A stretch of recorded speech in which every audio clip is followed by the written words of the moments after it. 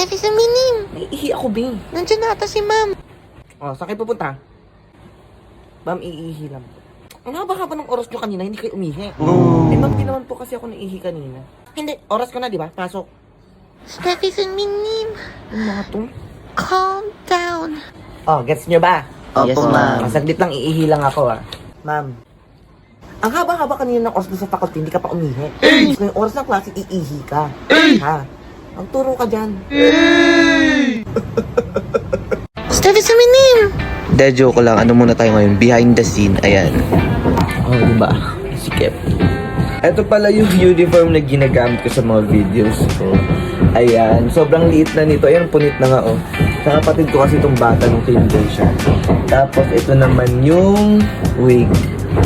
Tapos, may nagtatanong pala kung ano yung ginamit ko sa face ko kasi dati kasi ma-pimple talaga ako. Tapos ngayon medyo nawawala na siya. Ayan, oh. Wala na siya dito.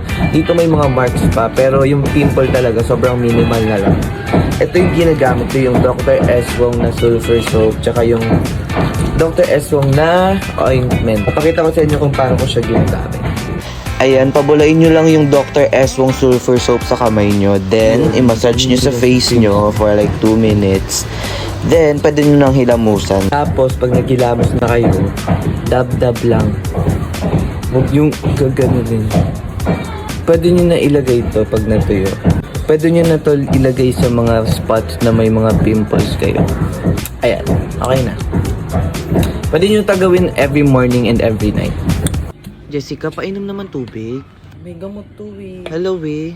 O, di ba kasi may sakit ako? Hala, kawawa ka naman. Sus, ayaw lang yan mamigay eh. Hala, fan ka niyan? Oo, fan ka din? Oo, nanood ako ng concert nila last year. Hello, we. Oo, nakakuha nga ako ng VIP access eh. Tapos pumunta ako ng backstage, nagpa-picture ako sa kanila. Patingin naman ng picture. Picture? Oo, baka mamaya nagsisinungaling ka lang eh. Nasa bahay yung phone ko eh. May boyfriend ka na? Oo, be, may boyfriend na siya, ang gwapo. May boyfriend din ako. La, we, di nga. Ala, hindi niyo pala alam. Hindi. Oh my God. Ano, kagabi nag-date kami. Dinala niya ako sa restaurant. Hala, ang sweet niya naman. Matangkad siya, moreno. Bi, anong restaurant pinagsasabi mo? Nakita kita kagabi sa may karinderya kasama mo tatay mo. Hey! Ba't kailangan magsinungaling, Bi? Tanggap ka naman namin. Steffi, sa minim. Si OA. Actually, sira na siya, oh. Pero yung braso ko, okay lang naman siya. Ayan, may bakas pa siya ng ano. Nag-workout kasi ako, guys, kaya sumikip na yung uniform, okay? Tsaka di ko siya papalitan kasi signature look to ni Steffi. Ngayon, ipapakita ko sa inyo kung paano ko siya sinusuot. Kasi sobrang sikip nga niya, diba? So, una ito.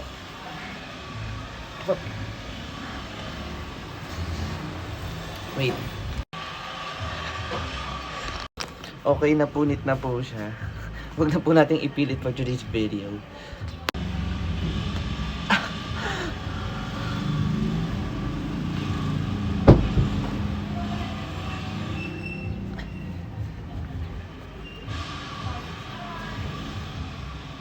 Steffi, sa minim. Charot. Wala akong boses kasi galing ako kagabi sa Pasig! Sabay-sabay! Ayun, so for today's video, mag-story time muna tayo kasi sobrang pagod ko kagabi. Hindi ko na kaya gumawa ng contents kasi sobrang kapagod talaga.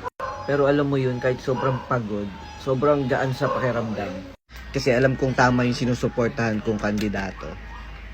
So ayun, dumating kami doon mga around 2 PM. Tapos sobrang dami ng tao talaga. Tapos before ka kasi makapasok ng entrance, meron ng mga group of volunteers na magbibigay sa'yo ng food, ng drinks, ng mga flyers, ng pamaypay. At lahat yon libre.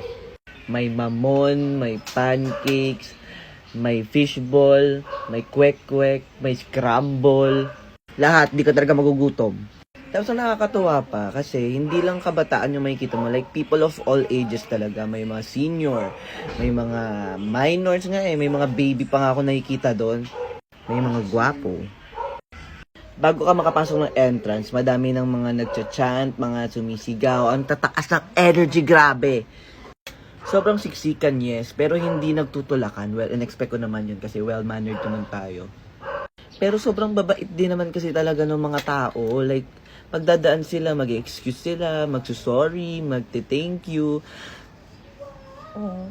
Alam mo yun, parang kaibigan ko lahat ng nandun. Like, 137,000 yung friends ko. Tapos may mga nakikita pa ako, ino-offer nila yung sarili nilang snacks, yung drinks na dala nila mismo dun sa mga katabi nila.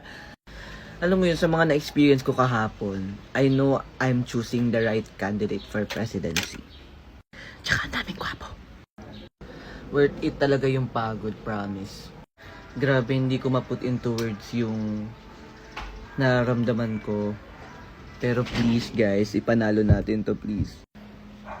Ay, and thank you sa nagbigay nito, ang cute to. Lad!